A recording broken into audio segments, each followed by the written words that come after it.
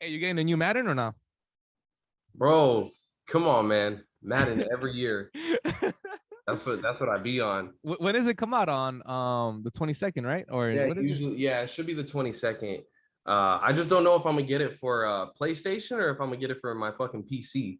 Hey, you got a PC? I didn't know you had a PC, bro. Bro, yeah, I did because bro, it's so at the beginning of the pandemic, Yeah, yeah, like yeah, as a segue to the start of like everything. yeah, yeah, So, yeah, we get furloughed from the station, right? yeah, yeah, And it's just like, okay, well, this sucks. What am I gonna do now? And this was like during those, you remember like when the pandemic first hit, and there was like that 2 weeks where literally the entire country, bro, was yeah. like everybody stay inside. You can't go anywhere, do anything. Bro, So I was like, I thought there were gonna be like tanks outside the house. Like yeah, right. that's what I thought. Like on some real shit, bro. Yeah, right. You're gonna look out and be like, okay, cool. Yeah, no, it's just 2 tanks this week, not three.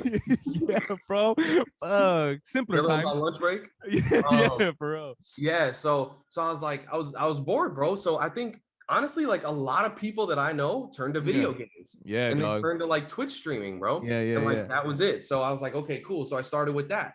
And I was already playing Call of Duty and like Madden and stuff like that on my PlayStation. yeah, So I yeah, started streaming, and then I was like, all right, well, streaming on PlayStation sucks. yeah, Like, so I need to build a PC. So I was like, yeah, all right, cool. So I just like started getting all the parts together. I built a gaming PC, so that's all I do on it. And yeah, and so I was like, okay, cool. And then so right at the beginning of the pandemic, since then, and literally until like now, like I was playing last night, like yeah, whenever I get some free time, like I'll stream like Call of Duty, yeah. and like it's cool to have like a, I don't know, like a different like platform than just music, you Yeah, know? no, that makes sense. No, that makes sense, bro. But I didn't even do an intro. I'm fucking up, bro. Before we continue with the conversation, Yeah, I'm right. like, yo, hang will be drop podcast. See, that's when I know me and you, bro. We just flow. You know, we Right? going back to our street team games. No, all right. So hang will be drop podcast, DJ Diamond, man, episode 97. And before we fucking keep getting into all the juicy stuff, um, you fucking said that you build a PC. How much did that shit cost you, bro? Because I've been trying to use Bro. my leftover steamy money on that shit. You feel me?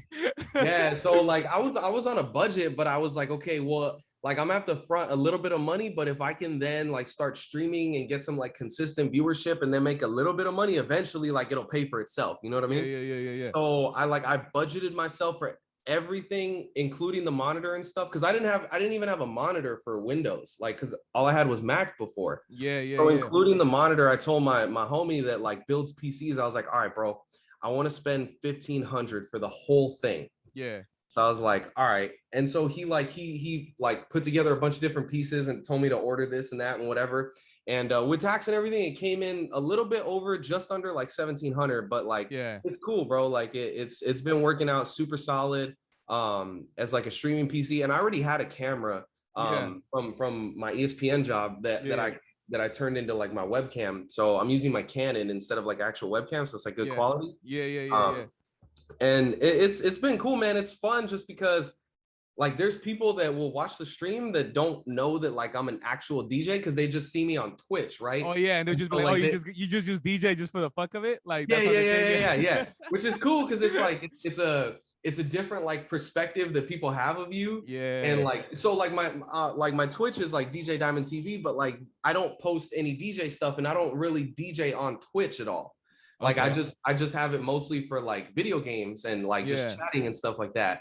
So it's been like it's been cool to see people that don't know you in like your professional atmosphere, right? Yeah. Yeah. Like Yeah. as an actual DJ, and they're just like chopping it up with you and like just a totally different vibe. Yeah. So that's been fun, man. And like I've seen a lot of DJs though get really big on Twitch too. No, yeah, it's been getting down, bro. But fucking look, we gonna get into a lot of conversations, a lot of topics. But one thing that I feel like I know a lot about you, but I feel like I Yeah. don't really know, like as, in the sense of like your come up, like your DJ journey. You get what I'm saying? Like Oh I feel man. yeah, like Yeah.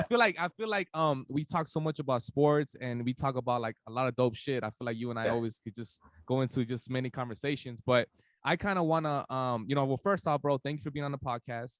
Yeah. Of And course, I man. wanna be able to just kind of know your story, and then we could kind of get into like the whole pandemic and just Yeah. all that stuff. So before I lose my train of thought, because then I'm like, Yeah. we're gonna be talking about video games, and I'm gonna forget, you know. Yeah, So I got you. yeah. So let's start from the jump, bro. Like, I don't even know like where you grew up. Like, I just know you do a lot of cool shit. Like, one day I'll see you like snowboarding, and and then another day I see you gaming. So it's like, so let's just start from the beginning. Like, let's go way Yeah. back. Like, and then we Okay. could just kind of glide from there. Like, where are you Yeah. from, bro?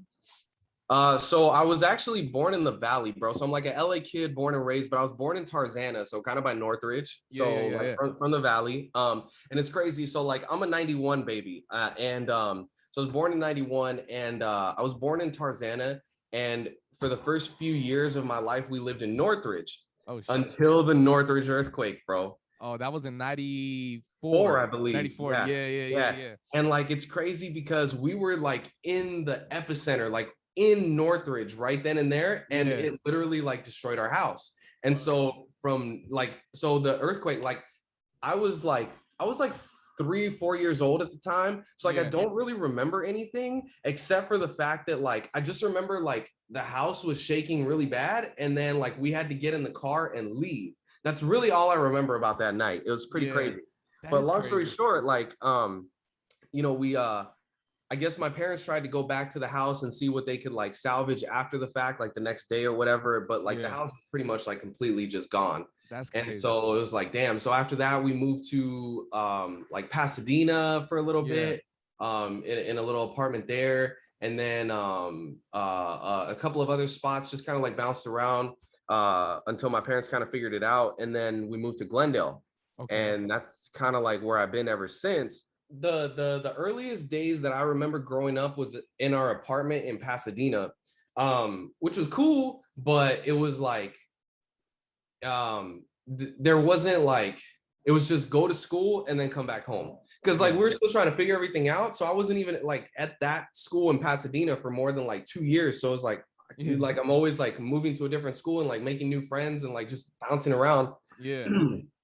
And then finally, about the time when I was in like 6th grade was like when we actually like settled in and like, more consistent and stuff like that. Yeah. Like even for a few years, like there's a school by the 134 called like Rebay Academy, but it says like Ribbit on the side of it. And like, yeah. So like I went there for a little bit for like 2 years and like made some friends there. And then I went to this other school in Pasadena called Town and Country, which is like really weird name for a So school. you were moving, bro. Like, Yeah. So just like super bouncing around. And so like, I don't know. I think in a way, honestly, it kind of helped me become like more social and like more open to like meeting people. Cause everywhere I went, I was always the new kid. Yeah, that's true. Right? So you always have to like make new friends because nobody wants to just be by themselves all the time. So, yeah, you gotta talk. It forces you, it forces you to make new friends and like like I would always like be down to like play sports or like during recess, like, oh, we got basketball games or like football games or just whatever, tag or anything like that. So I was always cool with that. And then starting in 6th grade, that's when I went to like a more consistent school. And so I stayed there until I graduated 8th grade. Then I went to high school. And it's funny because actually my best friend, we met in 6th grade and we're still best friends to this day. So it's like, yeah. So that friendship like lasted. We went to high school together as well for like the first year and a half. And then that's when I went to school down in San Diego for being a bad kid. You know what I mean? Got shipped out to boarding school down there. Yeah, man, I got shipped out to a military boarding school, bro. Yo, what, bro? Yeah, after what is that like? It was after the first semester of my sophomore year, man. And it was crazy because like I didn't think I was a bad kid, but my teachers thought I was a bad kid because like I was the kid that would like I would like talk back to my teachers. Oh yeah. Like at the same time, they were kind of mad because like I would still do the work and still get good grades, but they're that's like the worst, bro. I gotta give this kid an A+, kid. Yeah, you know I mean? That's the worst, bro. That's how you piss a teacher off, dog. Bro, yeah, because like, dude, I remember two instances. So there was this one teacher, and looking back on it, I feel kind of bad now because I was like, you're a little asshole. But it'd be like that.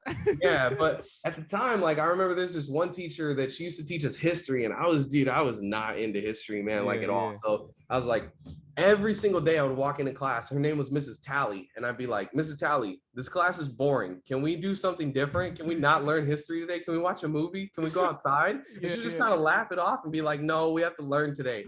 Literally every day, bro, I'd give her shit. And I'd be like, yo, Mrs. Tally, this is the most boring class I've ever had. Like right when I walked in the door, bro. Yeah. Like, damn, that sucks. And then I had another teacher that gave us a group project, and she let us pick our partners. And so I was like, all right, I'm gonna pick the 2 smartest kids in the class to be my partners. Yeah. I picked the 2 smartest kids, and like I actually did most of the work on the project because my girlfriend at the time was a year older, so she had done that project the previous year. So and she got an A, so she was like, okay, here, I'm gonna like show you the outline and like this is like the steps that you need.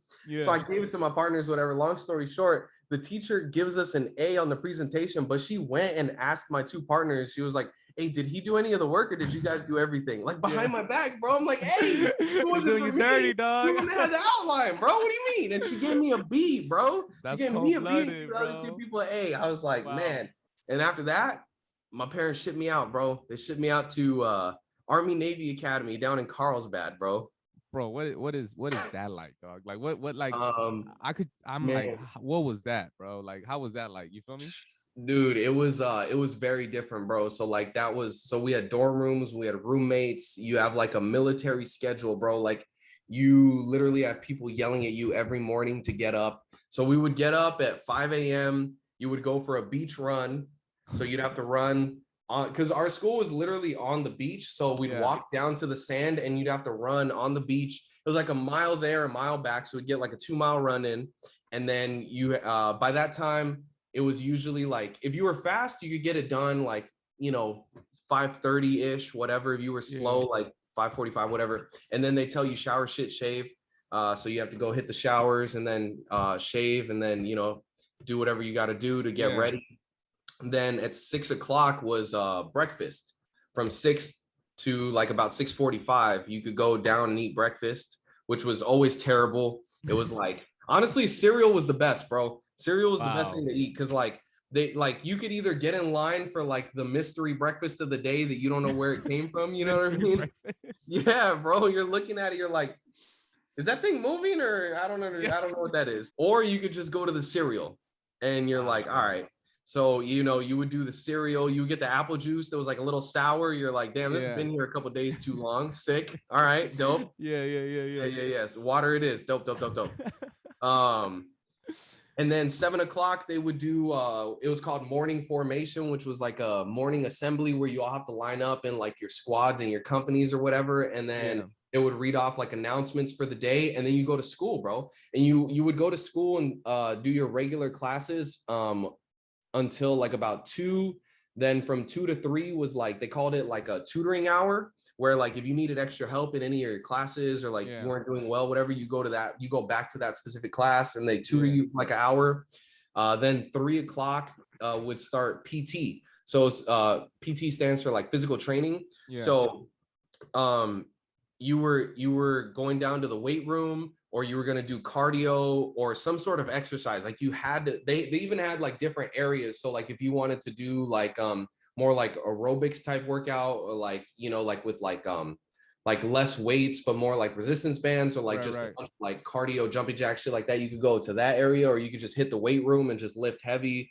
And you do that for about an hour. And then after that, if you were in a sport, then you would go to practice. So like sports was a good way to like kind of avoid extra shit. So like I would do football, and then I did basketball, and then I would play golf. So that way I had a sport during all 3 seasons of the year, so that like you had an excuse to leave campus and you had an excuse to get out of like extra shit, because you'd be like, oh, I gotta go to practice. That's wild, dog. Yeah, bro. And so you would go to practice from like 4 till about 6, like a solid 2 hours.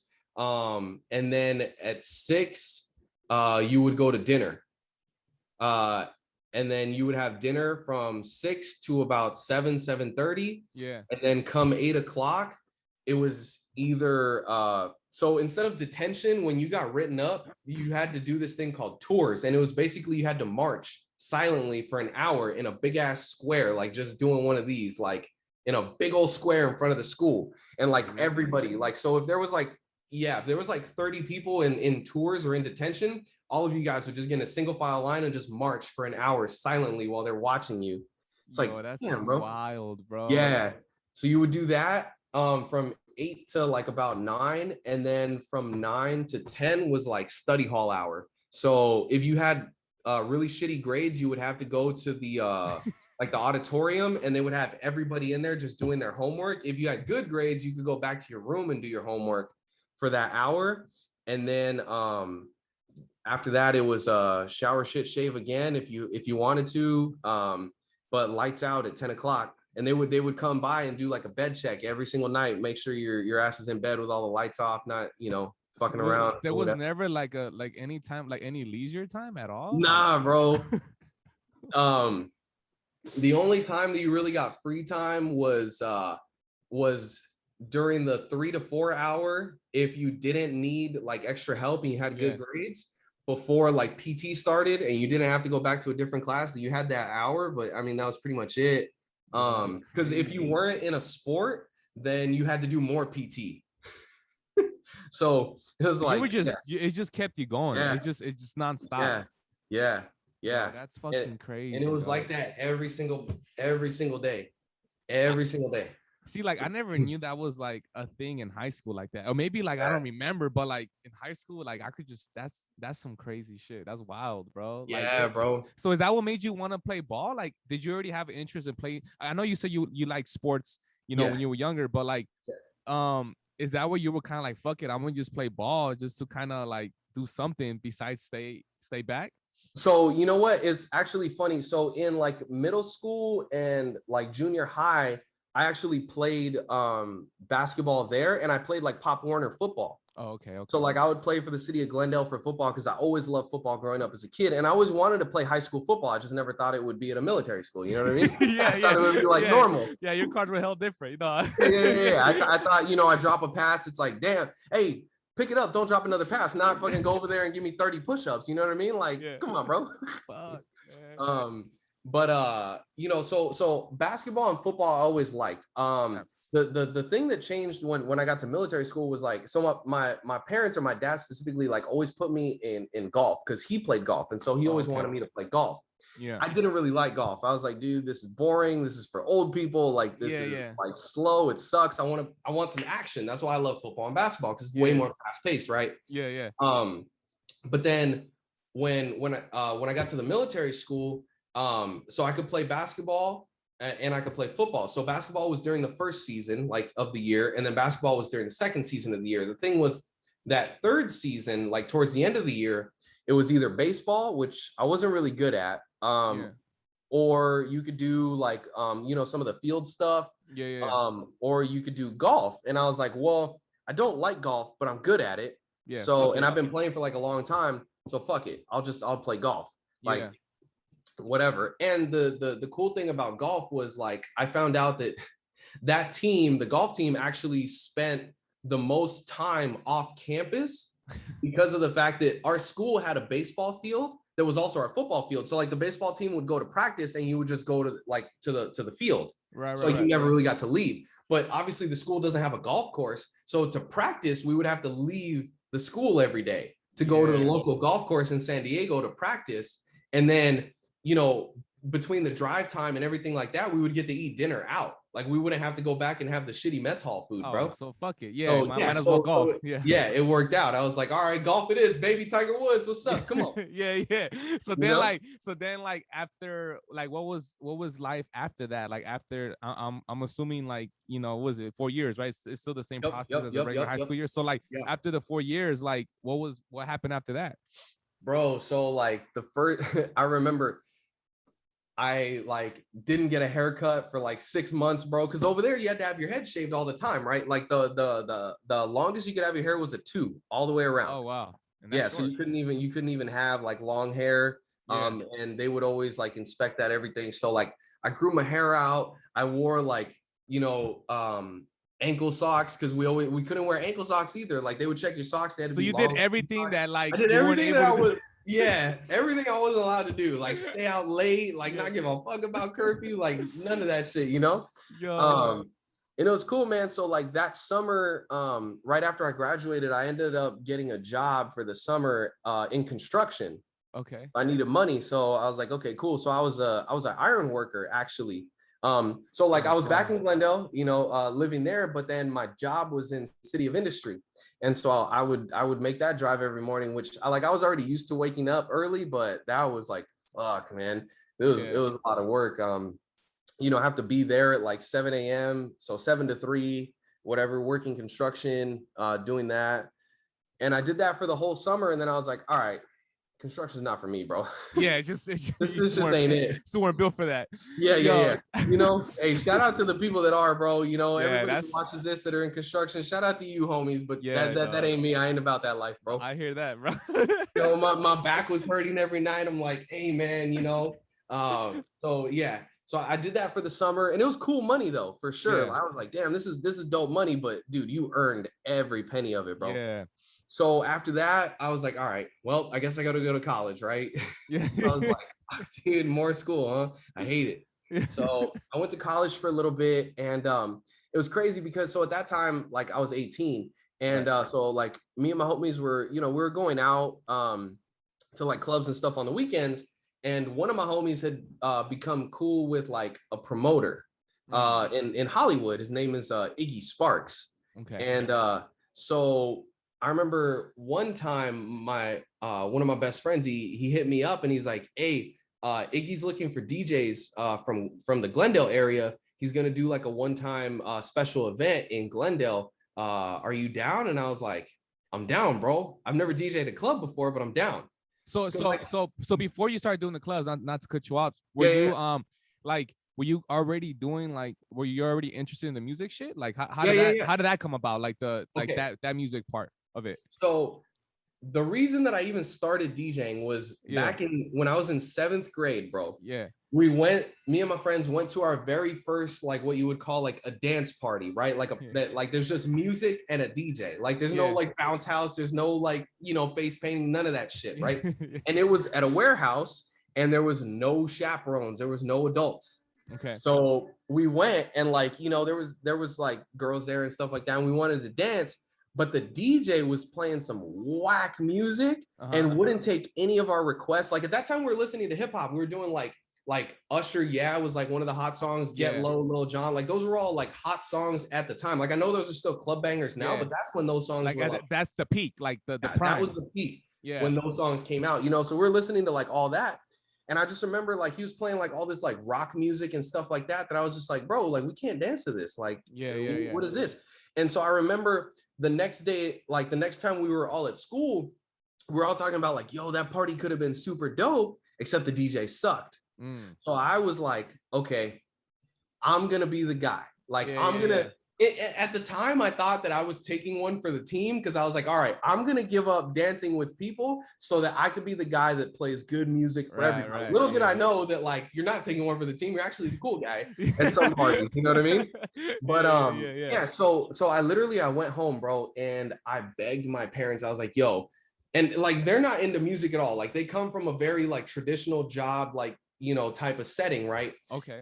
So like, and we don't have anybody in my family that's like into music or like played any instruments or anything like that. So they looked at me super sideways, like, bro. What are like you talking about? It was the most out of left field thing that I could have ever said, bro. When I begged them, I was like, yo, for like an early birthday, early Christmas, early like Halloween, early everything, early everything, bro. Like, early, early you're gonna be a grandfather present. Facts. Can you buy me some DJ equipment? And they were like, what is that? And I was like, I don't know.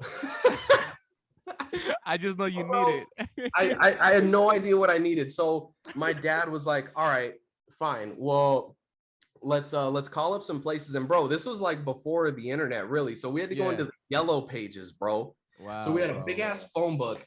And my dad was like looking through and he was calling, we didn't even know who to call. So he was calling guitar shops and like instrument shops. Like, hey, do you guys sell DJ equipment? And they were like, no. And finally, one of the shops was like, we don't, but there's a shop in Burbank that does. And that's Astros. Okay.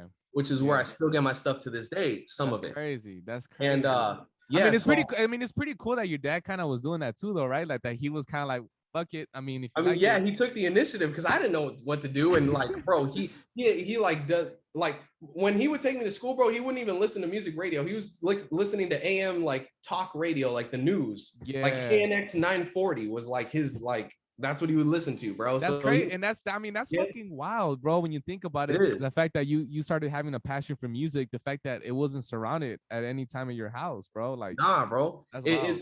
It's just it's crazy because like when I was that age, like I was listening to hip hop. Like I was literally listening to Power 106 when it was still Big Boy, Liz Yeah. Hernandez, and Jeff Garcia. Wow. And then E-Man was still just the DJ in the Yeah. morning Yeah. show. Yeah. Yeah. Yeah. And that's what I grew up on. And then when I was like, okay, I'm gonna be the DJ, I really started listening to it. Yeah. And so, yeah, long story short, we go to Astros. We're like, listen, I want to get into DJing. I don't know shit. What do I need? And this was before Serato. So Right. they sold me 2 CDJs and a mixer, Okay. but I didn't have a budget for speakers. So they were like, I was like, all right, sick. So I got, stuff to play the music, but I can't actually hear any of it. Dope, dope, dope, dope. And then what I ended up doing was I got on my computer and I started downloading a bunch of music and I would just burn them on CDs and then just on the front of the CD write down the songs, right? Yeah. Yeah. And I still have that book of like 150 CDs or That's whatever sick. it is. That's crazy. dope. Yeah. So that's kind of like my vinyl collection because I didn't start on vinyl. Yeah. And then I remember like my aunt had like this like boom box that had RCAs in the back of it. So I would use that as my speaker. So I'd like show up to like a house party with like a boom box and like yeah. Bro. And that was it. That's how I started, bro. So then then you took a pause when you had to go to San Diego? Is that kind of what happened? You had to take a little pause? Yeah. So like from 7th grade until like the first semester of my sophomore year, like I was DJing like a lot of house parties and like birthday parties and stuff like that for friends and like friends of friends and everything. And like I was getting paid, which was cool because eventually like so what I did was like I would save my money and then eventually I made enough to buy like legit DJ speakers. So now I was like, okay, cool. So now I got like a legit setup. Then unfortunately, obviously when I went to San Diego, like I had to take a pause, but then I kind of like after I graduated, I kind of got back into it like a little bit. Right. And then that's when now we continue with when my homie was like, hey, Iggy's looking for and all that. Glendale, yeah. And that was my very first club. And he ended up like actually booking me consistently right after that. Like it was super dope. Like he like I always tell people, at least for me, I feel like when you break into the club scene, it's gonna be through like one promoter that like kind of carries you through it, that will like book you consistently at the beginning when nobody knows who the fuck you are. Yeah. And Iggy was that guy for me where he would book me every single week. So I was doing like this place called Empire on Thursdays. There was another one in West Hollywood called Hot, and that was originally on Saturdays. And then that got moved to Thursdays, and then it was Empire Saturdays, and then My Castell Fridays. So just in rotation, like you were just in rotation. Super just in rotation every week, bro. Geisha House, like. But you weren't Diamond at that time, though. No, I wasn't, bro. Okay, so right, like let's talk about that because I know you weren't DJ Diamond. So no, I wasn't. Take me to that part, bro. Yes. Like, what were you called before, bro? So it's crazy because when I was doing like little house parties and stuff when I first started, I didn't have a DJ name, right? Yeah. Then when Iggy hit me up for that first club, he was like, "What's your DJ name? And do you have a logo so I could put it on the flyer?" Yeah. And I was like, shit, I don't have either one of those. So I was like, fuck. So it's one of those where you just don't even text back and you're like, oh, my bad. You just let it sit there. You just let it sit like, fuck. You're like just looking at it like, You're like, I should probably text back by now. Yeah, right. So I called up a couple of my friends. I was like, I need a DJ name, bro. Like, what's my DJ name? We came up with like the most random whack ass DJ names like ever. And then finally, one of my friends was like, hey, bro, you're kind of like into like conspiracy theories and like the Illuminati and shit like that. You know, why don't you like do something like that? Because like I had like genuinely always like, I don't ever like really believe any of that stuff, but it's just always interesting to like hear like, you know, like the Tupac still alive theory. Like you kind of just like to kind of like just look it up a little bit and shit. Yeah. Just kind of like explore it a little bit, right? So it was like, okay, cool. So I was like, all right. And then I started thinking about it. I was like, dude, DJ Illuminati. That's perfect. Right. So I was like, okay. So I text Iggy back. And I was like, yeah, I'm DJ Illuminati. And he was like, really? Wait, seriously? And I was like, yeah, bro. And so he was like, And you just ran with it. You just ran with okay. it. And yeah, and he was like, okay. And I think at that time he just figured like it was a one-time event. He'll probably never have to fucking book me again. So he just threw it up on the flyer. He's like, fuck it. Just threw me up on the flyer. Yeah. And I remember I didn't even have headshots, bro. So I literally like put on like a cool shirt and a hat, and I found like a blank white wall in my house. And I was like, I told I think it was like my mom or my aunt, and I was like, hey, just take some pictures of me. And they were like, for what? I was like, just don't even worry about it. Just take some pictures of me up against this wall. I was like, because it was all so in the moment. Like I didn't know DJs had to have this stuff ready, bro. Yeah, you didn't know, bro. I didn't know anything. We all had to go through that process. So yeah, bro. I didn't know anything. And again, like all my DJing was self-taught because I didn't know any DJs. I didn't have anybody in my family that was like musically inclined. None of that. Yeah. So yeah, so I did that. I sent him the thing. It shows up on the flyer, and I'm like, oh shit, this is super dope. Yeah. All right, cool. Little did I know that this dude was gonna throw me on at 12 o'clock, like prime time. I was like, oh man. So I was like super nervous about it. Yeah. So I just kind of tried to do my thing, and it ended up being a short set because he had booked like 5 DJs that night. And so like we all only did like 45 minutes or whatever. Like I think, yeah, like about 45 minutes, maybe an hour. But yeah, so I did like 12 to 12:45, and it was a good turnout. And then yeah, so he just kept booking me consistently. But he even himself had mentioned a couple times like, hey, you ever want to change your DJ name, man? Because like putting this on the flyer, like I get a lot of questions about it. I'm like, I didn't know what to say. I was like, damn, I don't know. Like, because when he was booking me consistently, like I was like, okay, I'm gonna run with this. You were just going by the flow. You were just going by the flow. I was just going with it, bro. And so like people were starting to know me as DJ Illuminati, and like I made a logo and everything, and like you know, I had branded it, and I was like, this is me. Like for better or for worse, I'm gonna brand it. I mean, shout out to Iggy. I mean, for 2 things. First, for like giving you the opportunity. You know what I'm saying? Yeah, bro. And like second, for also just kind of being already at some point, like even your boy to kind of be like, hey, like just for the future, like you should kind of just have it in the back of your mind to think about changing your name. You know what I'm saying? Like that was cool in his end. Also like look out for you in that sense to be like, hey, like you just never know at that point, you know? But I mean, you were, I mean, I get it though. You were like, but you were in the moment. So you're just trying to figure out like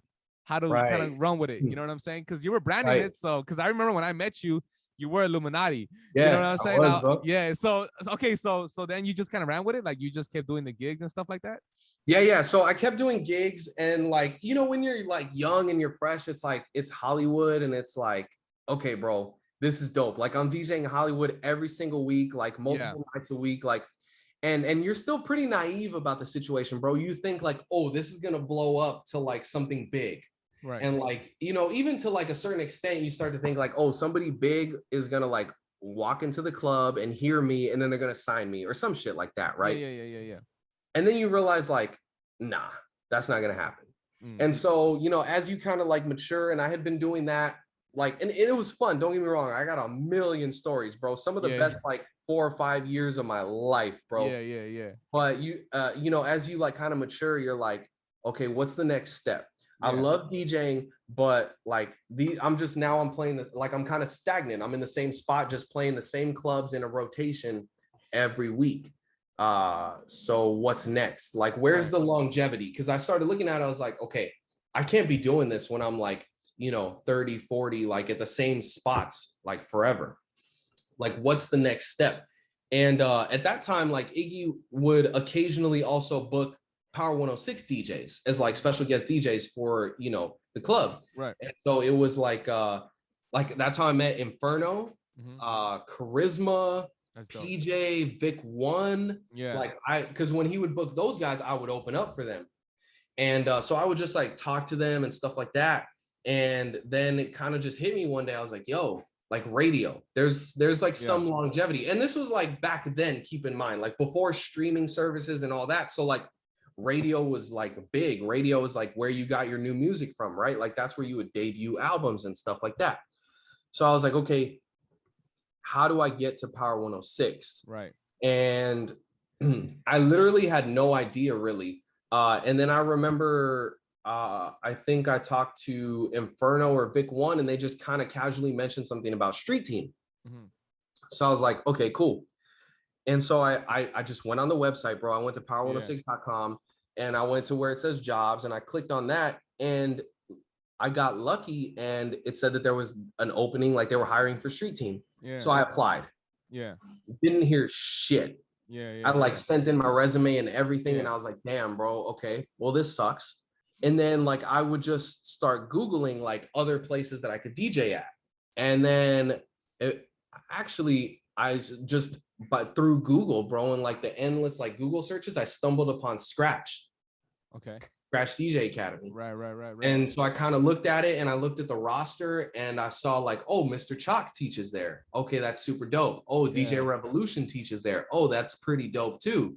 Right. And then like I had seen like some of the I guess like alumni or people that used to go there or that graduated from there, like Epic 12, and I knew he was on Power. Yeah. Mickey War, you know, some of those guys. So I was like, okay, so this is kind of legit. Yeah. Because Yeah. like, Yeah. you know, like I didn't know if like it was a scam or like, you know, if they're really gonna teach me anything or whatever the case is. So I remember I called him up. I was like, yo, I'm kind of interested in going to school. They asked me if I had any experience. I told them. They're like, okay, cool. Come in for like a placement audition.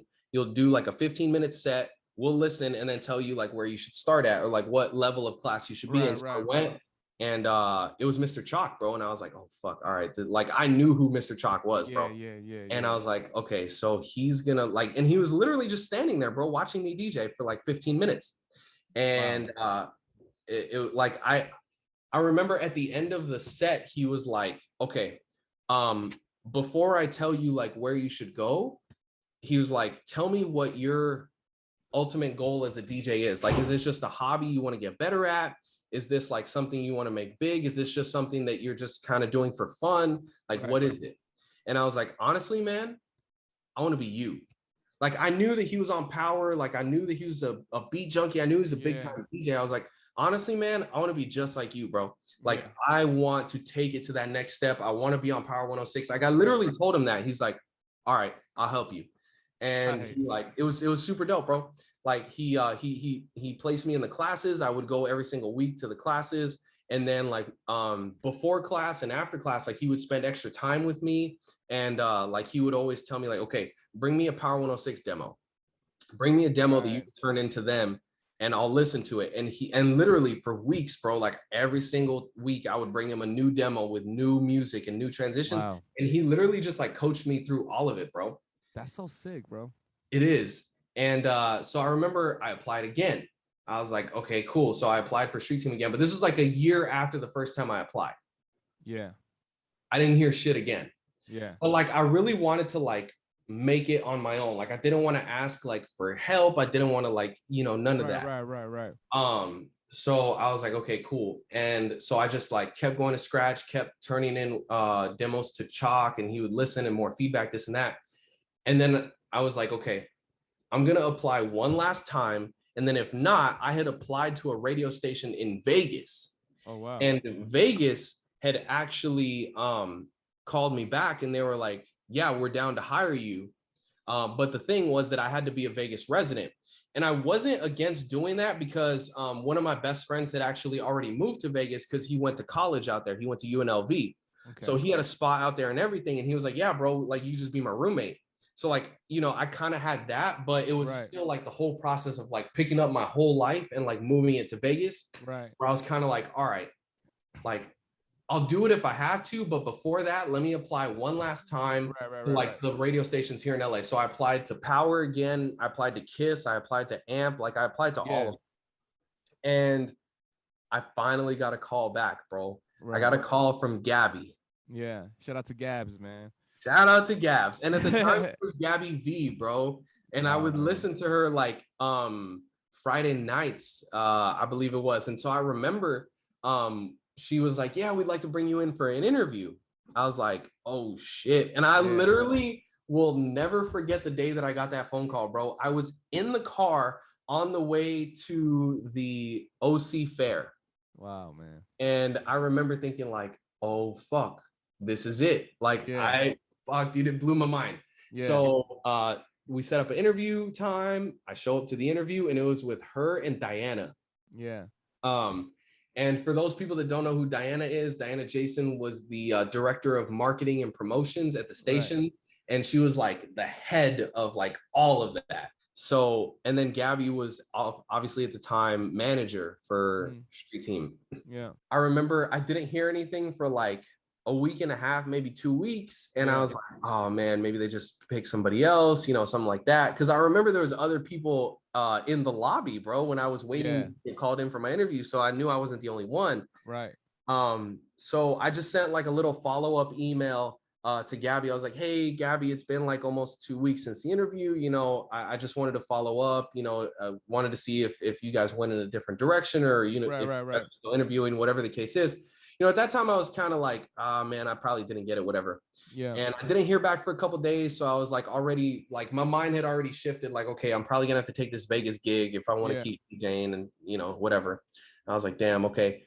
And then I get a phone call from Gabby. And Yeah. I was like, and she was like, hey, sorry for the late response. We were busy, this and that, blah, blah. Yeah. Yeah. But we'd like to bring you on. And I was like, oh shit. I Let's was like, go, dude, man. I was so happy, bro. And I remember that they hired me and they hired Q. So we were the only Yeah. two that they hired, and we got hired together. Wow, And man. It's so crazy, bro. Like just hearing that yeah, story, because I remember meeting you like so many years ago. And it's so crazy that like how time has flown by. You know what I'm saying? Because like I remember when I met you, you were DJ Illuminati. And then I yep. remember like you went through like a whole name change and shit. Like I remember all that. You know what I'm saying? Like, so is that what made you feel like you had to change your name? That you were like, okay, you know what? Like I'm doing radio. Like I should probably just like you just felt like every time you said that name, like people would like ask you like why'd you have that name? You know what I mean? Yeah. So when I had the interview with Diana and Gabby, like I was DJ Illuminati during the Yeah. interview.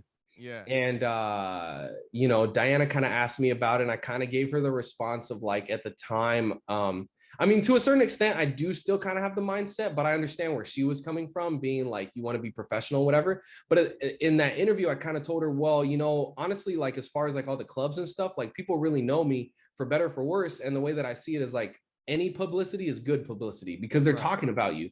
Like Right. you can't control the way people talk about you regardless of the situation. So it's like, from my perspective at the time, as long as people are talking about me and like they're talking about my name, whatever the case is, Yeah. for good or bad, like they're still talking about me. I'm still Yeah. relevant. My name is still known.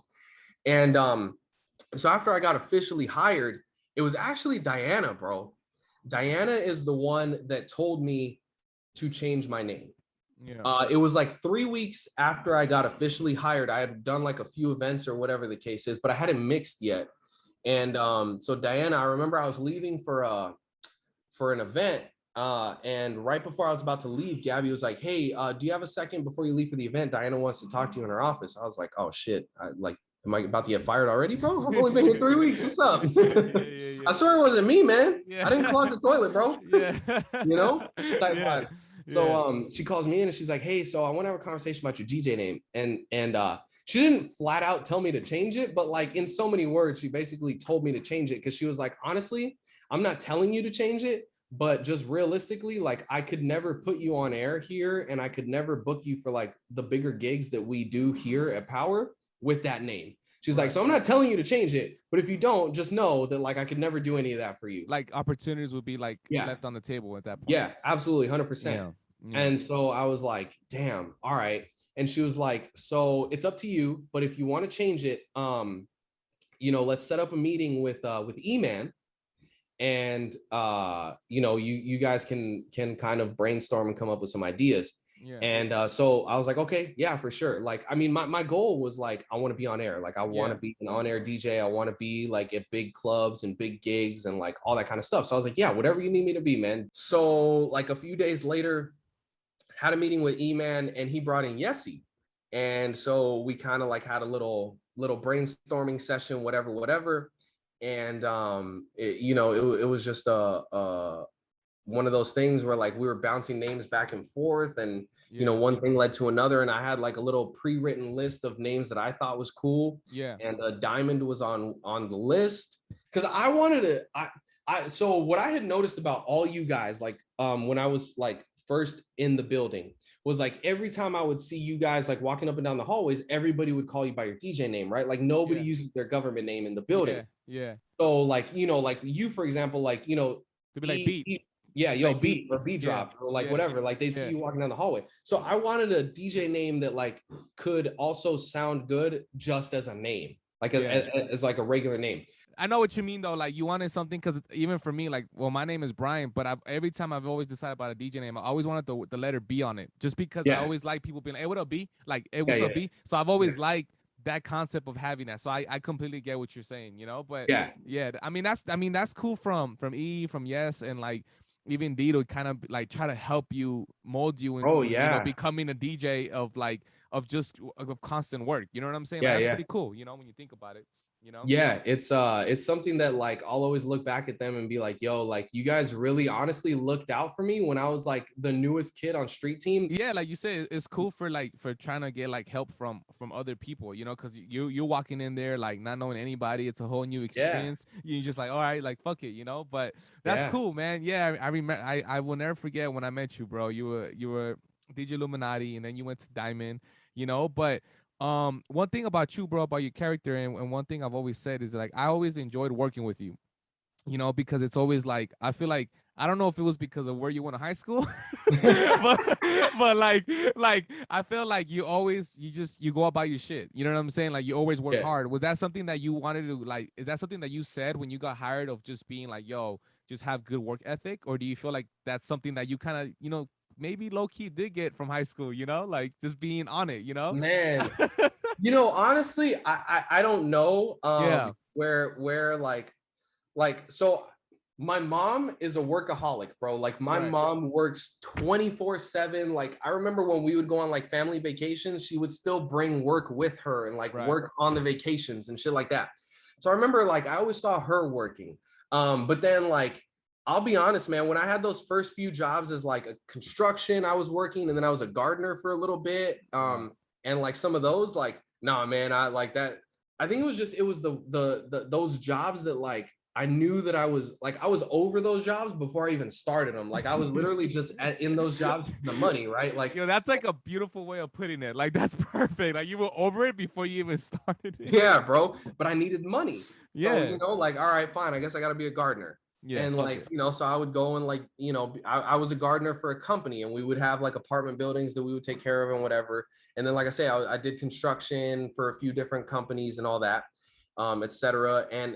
So like to be honest, my work ethic at that time it wasn't great like the way Right. that it was that you guys saw, but I think it was just because of the work that I was doing. Yeah. You When were I got to passionate. power, yeah, when I got to power though, like I knew how, like I had applied, it was my third time applying, and I knew how close I was to never like working there because I would have gone Right. to Vegas if that third time didn't work out. And it was something that I had wanted for so long, like even going back to scratch when I was like with Chalk and like Yeah. really doing that like I was like, yo, like I have to do everything here that I can Yeah. to make sure that like I turn this into something. So it's not a wasted opportunity. Right. Like I can't waste this opportunity, whatever it ends up being here.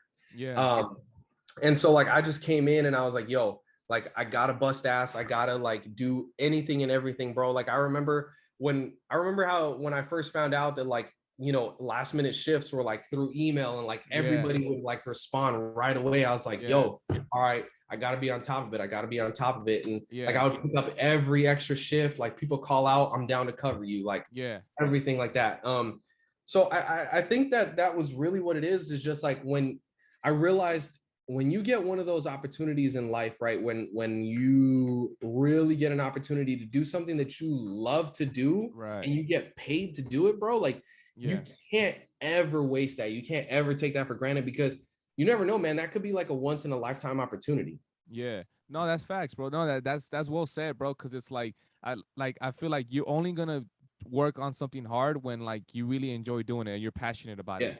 You know what I'm Yeah. saying? Like you said, like when you were doing your gardening job, like construction job, you just needed you needed to just put food on the table at that point. But it's Yeah. not Yeah. like Yeah. you That were was it. passionate of doing it. You know what I'm saying? Like Yeah. so when you started doing like because obviously like at that time we already knew each other. So like I knew you did your street team thing, like when you got on air, like when you were able to have an opportunity to spin on air, like Yeah, what was that moment like for you? You know what I'm saying? Just kind of going dude. back and being like, yo, like I'm gonna be on air right now. You know what I mean? Dude, that was everything. Like I'll never Yeah. forget it, man. It was 12 days of mix miss. And like I'll never forget, man. Like two of my themes were like Big Sean, Travis Scott, Ladies Night. Like I'll Yeah. never forget that, man. And I just remember Teddy was my jock because Yeah. he was doing Saturday nights at the time. Yeah. And I just remember thinking to myself, like, dude, this is it. This is The like moment. Yeah. everything that I've been working for. Like, this is the most amazing thing ever.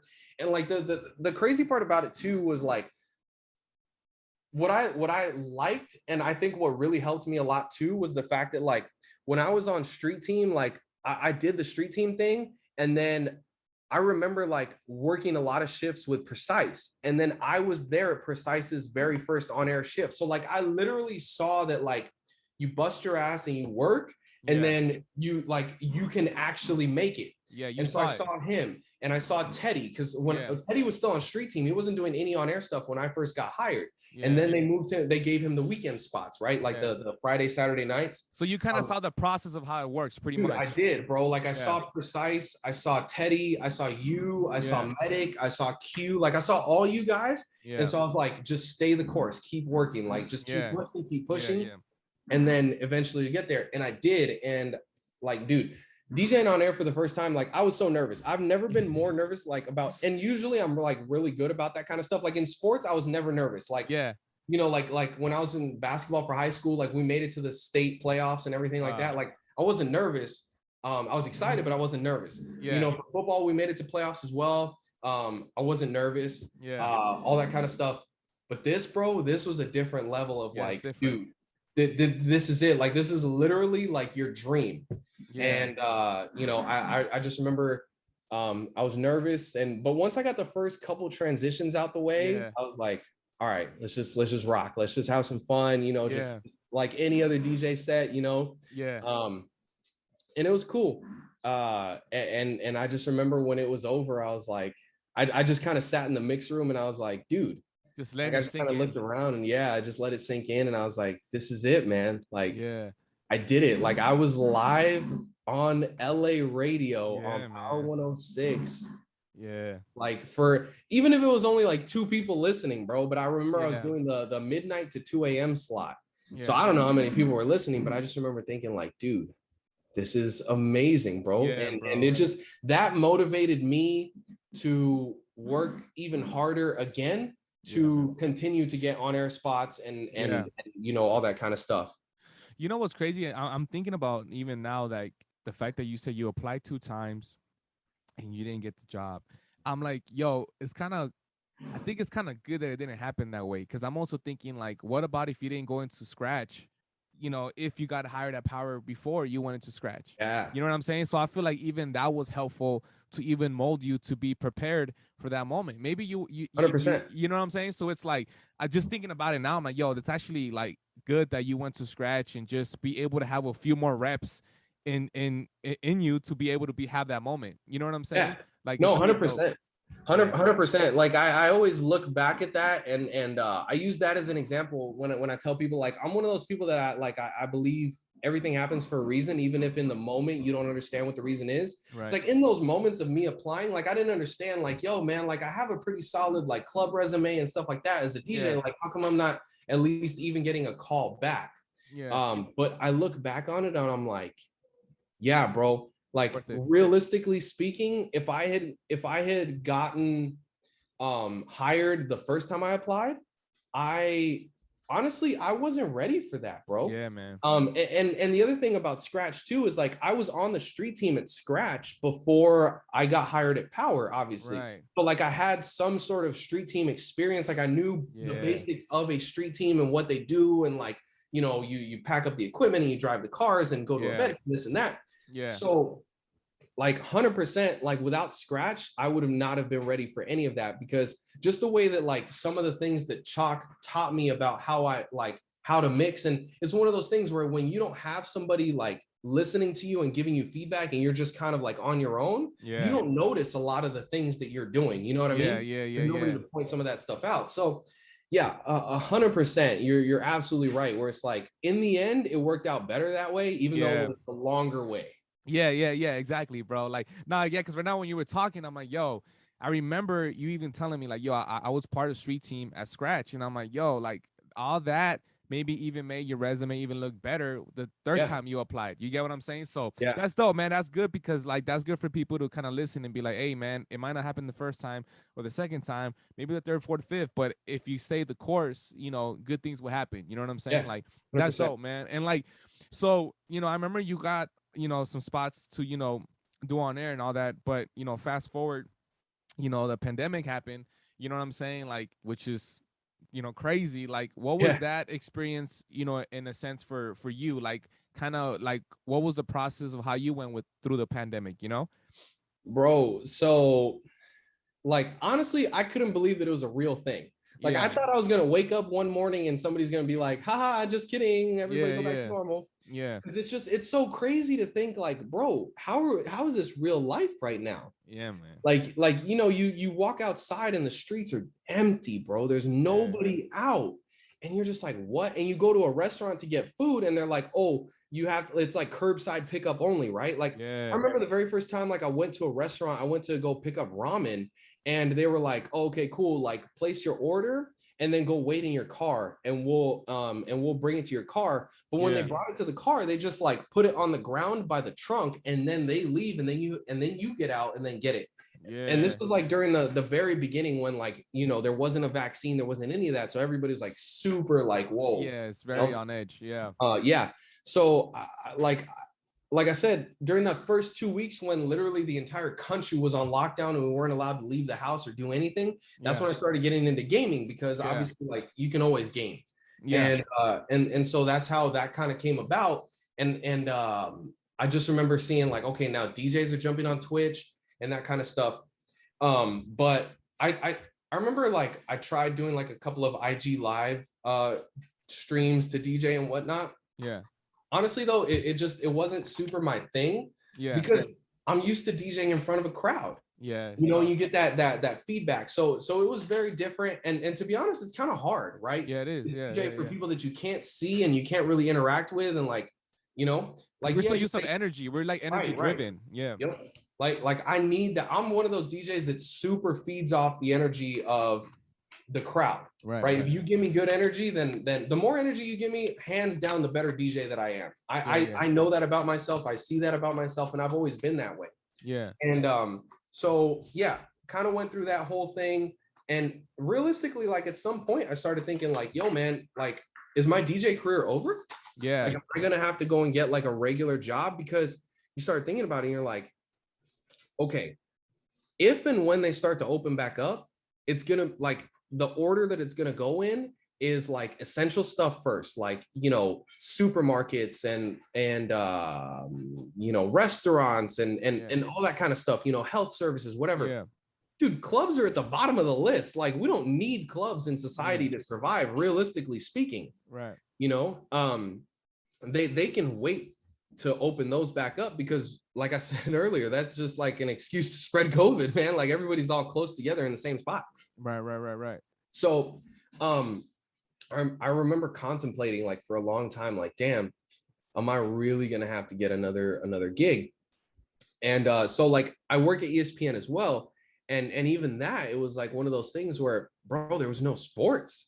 Right. Yeah. That's true. Yeah. I mean, All the sports had gotten canceled. So wow. dude, I remember I was at Power when they canceled the NBA season, and I got a text from one of my coworkers from ESPN, and they were like, "Yo, don't tell anybody," because they hadn't like broke the news yet. They were like, "Don't tell anybody, bro," but they're about to cancel the NBA season, or like they're about to pause it. And I was like, Yeah. "Are you serious, bro?" Like I thought he was fucking with me. I was like, I mean, yeah. "No To way, pause the NBA season, bro, that's is like huge." that's huge. You know. And then like literally like 10, 15 minutes later, I get the ESPN alert on my phone. NBA Jazz player Rudy Gobert tests positive for COVID. Yeah. NBA season postponed. Because Yeah. like you think of a league like a sports league that's so huge, right? To literally say stop everything. That's Yeah. like That's yeah. I mean, that's when it really hits you like, damn, we're really in it. yeah. You know, yeah, no, that's crazy, bro. Like I was thinking about it, like, you know, it's crazy when we have these conversations, like, you know, every person took it in such a different way. You know what I mean? Like it was where people were scared, people were just like, yo, what's gonna happen? You know, like so as far as your ESPN gig, like what happened with that? Were you just kind of just on pause in a sense too? Because like you said, Yeah. there was no sports. Yeah, 100%. We were on pause. There was nothing to do. There wasn't any work. Yeah, Um, and it was just like, damn, bro, like, are we ever gonna get back to sports? And yeah, the other thing too was like people were saying, oh, we're gonna get back to sports, but nobody's gonna be allowed inside the stadiums. yeah. And like for my job specifically, that's a lot of what I do is like the Right, actual game coverage. So I was like, well, okay, well, sick. Like I still cannot go into the stadium. right. Okay, sick. Yeah, So I mean, I don't know, like even at that point, like what there is to do. And like, there we would still do like show coverage for like our local shows and stuff like that. But because everybody was working from home and even like the talent was like broadcasting from home basically, right. like it makes it super difficult at the time and like to try to get certain things done and everything like that. So yeah, everything was just on pause, man. And it was like, Yeah, again, you just really start thinking like, yo, do I literally have to start my adult life over again? Like, do I right, gotta find two new jobs, like two new careers, man, basically? right, Because I'd been working so hard at making DJing a career right. as well as ESPN. It's like, damn, like what like, okay, well, what? And then you start thinking, this is the other thing too. You start thinking, what job am I gonna get? Like, Right. what am I literally gonna do? And I remember for a little while, I even started thinking, I was like, okay, if I have to find a new job, I gotta find a job that you're like an essential worker, so you're never out of work, if that makes Right. sense. Yeah, you Like, started thinking about it different because of what the yeah, situation that was happening. right. Because I started thinking about it, I was like, okay, realistically, like DJing as a career could be gone forever. Like, because we don't like people don't need DJs to survive. Like, it's not an essential, Right. like, you're not a nurse, you're not a doctor, you're not a firefighter, like, you're not any of that. Right. So I started thinking, I was like, okay, maybe like I find an essential job. And I started thinking about that. And I was like, okay, I started going down the list. And like I looked into going like, what are the steps to be a firefighter? Because I have a few friends that are firefighters. And I was like, Right. okay, people always need firefighters. Right. And so I kind of like looked into that a little bit and some other avenues. And but then I still had like contact with a few people that were like at both of my jobs. Like my boss was still at ESPN, but he would like, and we would kind of text here and there. He would Yeah. just kind of check in with me, which was cool. I definitely appreciated that. Yeah. Um, and he would just kind of keep me updated and stuff like that. So it still gave me some hope, but Right. in the back of my mind, I was still like, okay, worst case scenario, like I got to go get a regular schmegular job. Right. Right. Right. So And then yeah, so like what was the conclusion you kind of came up with yourself? Were you just kind of like, I'm gonna just hold it down, or like kind of what was the next step where you were like, okay, like I'm at peace with this decision, you know? yeah, so literally like I gave myself a time frame where I was like, okay, like I can't hold out forever, Right. Yeah. um, like I just can't. So I said to myself, I was like, okay, if by the beginning of 2021, Okay. like I don't have even if I'm not like back at work, but at least if I have something saying like, hey, we're gonna start up in like February or March, like if Right. I have like concrete information, cool. But if it's still a I don't know, we just have to wait and see type of Yeah. thing, then I'm gonna start going to different directions. Yeah. And then maybe I get the call back someday, maybe I don't, and Right. figure it out then. But that's as long as I can hold out. Yeah. And so I remember ESPN was actually the first one to call me back, but it wasn't it was like here and there. Like they'd call me like for a one-time event that they were Yeah. doing. Like they did it like a golf tournament, and they're like, oh, can you cover this golf tournament? Okay, cool. But that was the only thing that I did, It like wasn't that like one day. consistent. It wasn't Yeah. consistent work. It was Yeah. like, so I did that one day, and then I was like, okay, all right, well, now what? And then Yeah. like I don't know, 2-3 weeks later, they called me again for like another one-time event. I was like, okay, like it's not ideal, but at least there's some sort of like, yeah. And then I remember talking to some people at Power, and they were like, yeah, we're not sure exactly when we're going to start up, but like rumor has it towards the beginning of 2021, like that's when we're going to kind of like get back into open up the building again and just kind of see where it goes. And so I was like, all right, like let me go with that. Yeah. You know, and luckily my boss at ESPN was also keeping me in the loop, and he was like, yeah, you know, we're trying to get things going again and stuff like that. And so I got lucky. Now it wasn't until the end of my like limit that I had set for myself that stuff started to like kind of pick up again. So it was very like right at the edge of like, you know, do something else or stay with it. But I got lucky enough, and you know, I've just been super fortunate to be able to like kind of go back. And even now, like it's still not like what it used to be. You know, like I'm not like my ESPN stuff is not on a regular basis like how it used to be, or anything like that. And so, you know, it's but it's better than where it once was, you know what I mean? No, that makes sense, bro. And like even throughout that time, I mean, I'm glad that, you know, you're in a better place with that, but like throughout that time, so was video games the kind of like, I don't want to say the only thing, but like the major thing that kind of kept you kind of grounded, of being like keeping you sane in a sense, you know?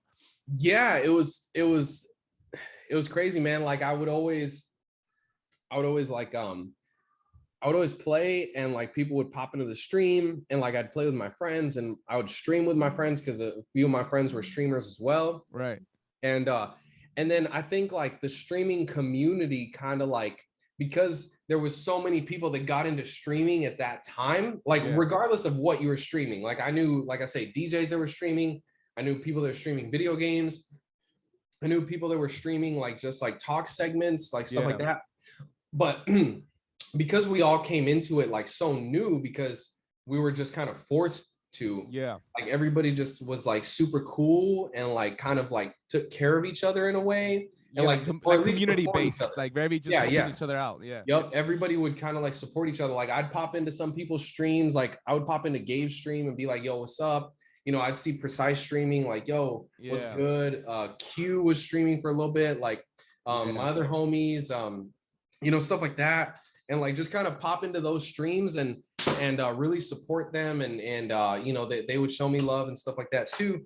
And so I think all of that really helped like remind me like, yo, there's still people out there. You know? There's still like communities out there, and we're all in this together, realistically. Like even though it looks pretty shitty, and you know, and everybody's got their own situation that they're going through, at the end of the day, we're all going through like similar things, and we're all trying to just like figure out like what's going on, and what the next step is for everybody, man. Like for all of us, like what's all of our next steps. And so there was definitely a lot of that. And then like, you know, everybody was doing the IG live thing. And so it was one of those things where like I would pop into people's IG lives, and like, you know, just I would really, me personally, I made an extra effort to really communicate with people and like check in on people and like hit them up and see how people are doing, like more than like you would normally do in the past when like things were normal. Because when you check in on somebody, it helps them, but I feel in a way it also helps you like kind of reestablish like, yo, and also at the same time, you don't lose your social skills. Because it's crazy. Like I've talked to people that are like, yo, like I feel like I totally lost my social skills during the pandemic. Like I didn't talk to anybody, like I didn't do anything really. And so like, I don't know how to be social anymore. No, it's that honestly, that sucks to me. That really sucks. No, it's true, man. Like, do you feel like, if there's anything that you learned about yourself during the pandemic that you probably didn't know? Like, do you feel like there was any, like anything where you were like, oh, wow, like I didn't know that about myself. And I feel like the only way I was able to figure that out is because, like you said, there was a pandemic. You know what I mean? Yeah, I think looking back on it, I mean, even now, you know, we're not really sure where everything is gonna go. Right. But I think I really kind of just took that like real step as far as like looking at different avenues and really saying to myself, like, okay, because for the longest time, right, like DJing and ESPN, like that was it. That was my career. Like I never even wanted to think about doing something else for my life. Yeah. And then I think like at some point, like you said, like you kind of come to, even if it's not the way you want it to, like you kind of come to, you force yourself to find peace in the situation where like, if I can never do that stuff again, do I feel like I did everything I could? Do I feel like I gave it my best effort, like with no regrets? And I look back at it, I was like, man, if this is the end of my DJ career, like I personally feel like I had a really good run. Right. And, you know, I accomplished my goals of being on LA radio at Power 106 and, you know, DJing like so many dope events and stuff like that. So even though I'm not going out the way that I would want to go out, at least I feel like I at least I can always look back and say I gave it 110%. And I think that I really having those like moments and stuff like that really just opened my eyes to like, okay, there's life outside of this. Like there's life outside of DJing and outside of working at ESPN and like outside of doing these cool gigs. Like there's so many other things, because I mean, bro, like for the longest time, like you like, you know me, bro, like I would work. Like that was it, bro. Like I was a workaholic dedicated to work. And for me, that was life. Like that was it. And so I definitely explored more about myself in terms of like, what else do I like to do? What other potential careers could I be into?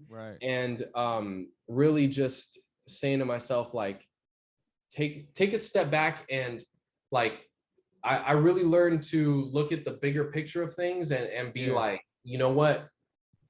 Like, it's still gonna be okay. You can really make it like through. If you can make it through this, like you can make it through, you know, any challenge, right? And so it just kind of helps you like work your way through that stuff.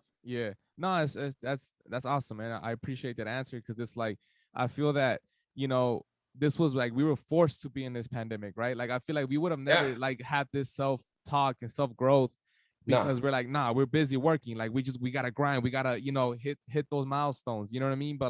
But the fact that we were forced to be in a pandemic, like you were forced to ask yourself those questions. You get what I'm saying? So that's cool, man. I'm glad that that you were able to kind of like flirt with other ideas, if that makes sense. You know what I mean? So like, how do you feel now though, bro? Like I know that, you know, like we were talking a little bit before, you know, we started recording, like that we don't know if there's gonna be another shutdown. We don't know what the future holds, you know, but you know, in a sense for you, like now that you kind of maybe are a little bit better prepared for a situation like that, like how do you see it now? Like where are you at with all that now? You know what I mean?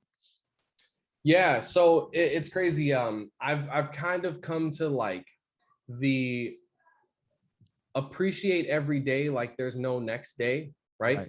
Like live every day like there's no tomorrow. And so like now I'm like, I still work, man, and like when I'm working, like I'm 100% dedicated to work, but I'm also making sure that I take time for myself to like really step back and like decompress and like, you know, just kind of relax a little bit and stuff like that.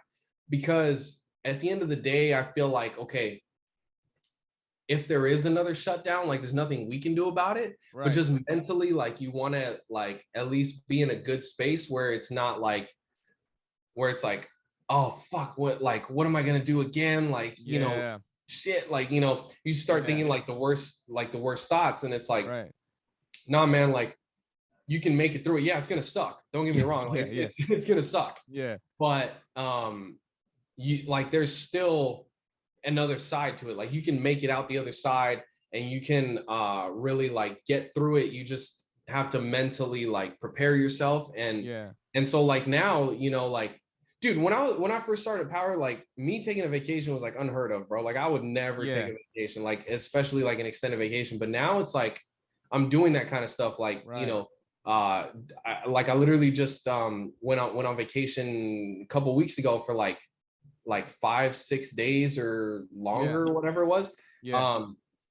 And it's one of those things where you just start to have like a little bit more like self-care and like really make sure that like, you know, your mental is right, and so all those things, because again, like I said, the pandemic really showed me like, or reminded me, I guess, like there's life outside of just work, outside of just like being 100% dedicated to DJing and you know, my other job. So like I'm taking more advantage of that now than ever. And just making sure that like at the end of the day, you know, I don't want to look back and be like, damn, all I did was spend all my time working, you know? Yeah, no, that's facts.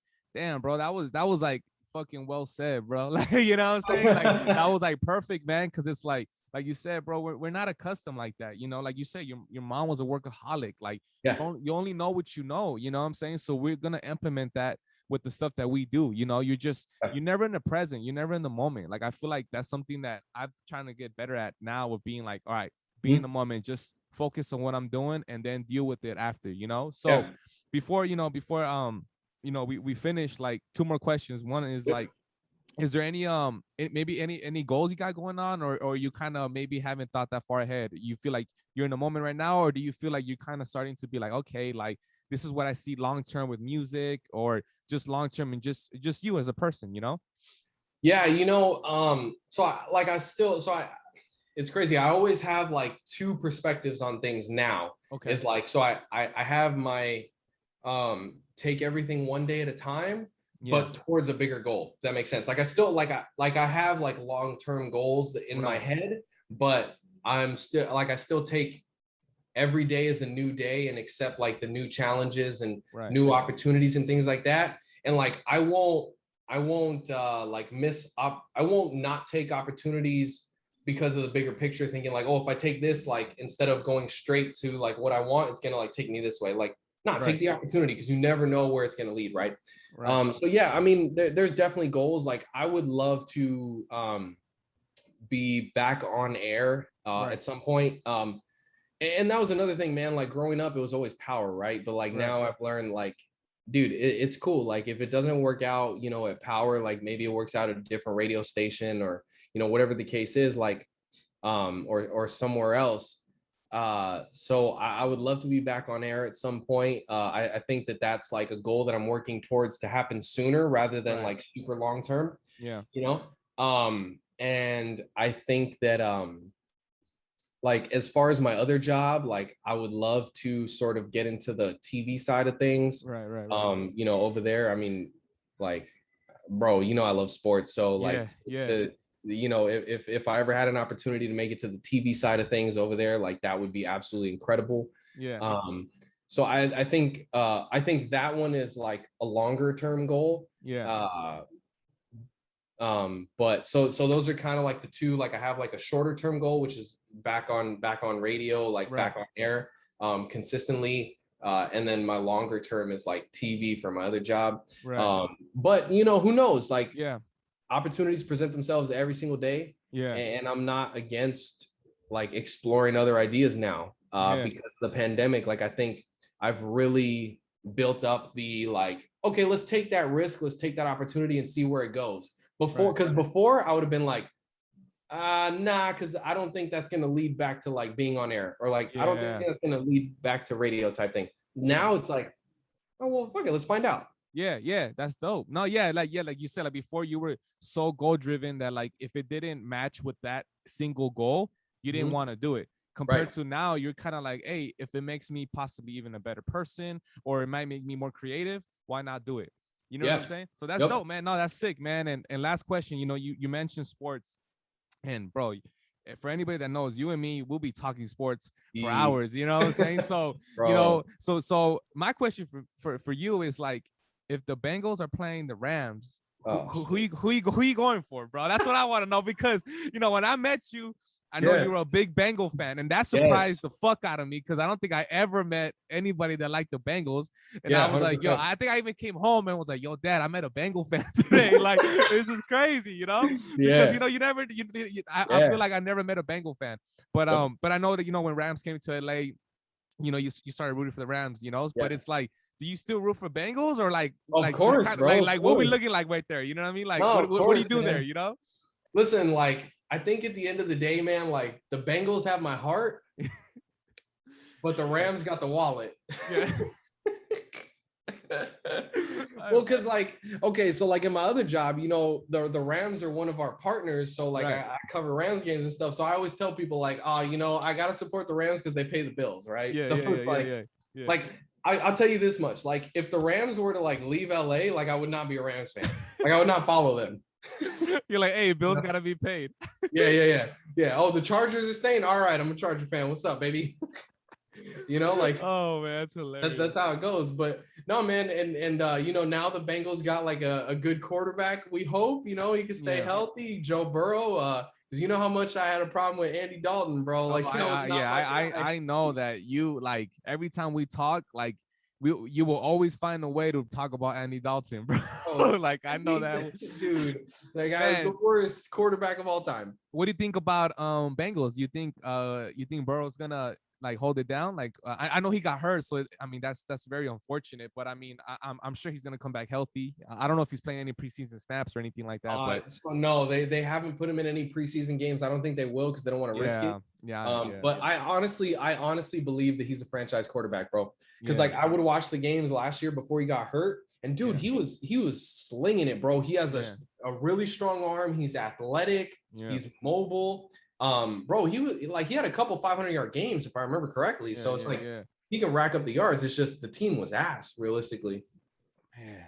So they definitely need to build around him, and they need a lot of work, but they have the quarterback. As long as he can stay healthy. They drafted a receiver this year, which is cool because he was the best receiver in the draft. Right. But they didn't really need to draft a receiver as much as they needed to draft a lineman to keep the quarterback healthy. Yeah, like I know I kept seeing that, like they said they need O-line, like, you know, especially like you said, like when you believe that that's your franchise quarterback, like that O-line gotta be on. They gotta be solid, man. And you know, obviously being in the same division as the Steelers and the Ravens, and now even the Browns are good, bro. Like what? The Browns are good? That division's getting like, you know, it's gonna be like a nice little battle going on, you know? Yeah. And that's what I'm saying is like all those teams have really good defenses to the point where you got to protect the quarterback. And so I was kind of like, I know that picking a lineman with your first round pick is never a sexy pick. And like, people don't like that. It's kind of like, ew, you know, but it's the pick you need. I think that was the pick they needed and they didn't take it. I just hope that they did enough in the offseason through like signing other players and trades and like other draft picks and stuff to find an O-line that can protect Burrow. But I mean, we'll see. But to answer the question, at the end of the day, man, I think the Bengals still have my heart, but my Rams, the Rams got my wallet. So. Well, Diamond, bro, hey man, I appreciate you, man. I'm glad to hear your story. I did not know about your 4-year experience in high school. I'm gonna tell that to my son, so I'll be like, hey man, I'm easy on you, dog. Hey, don't act up, bro.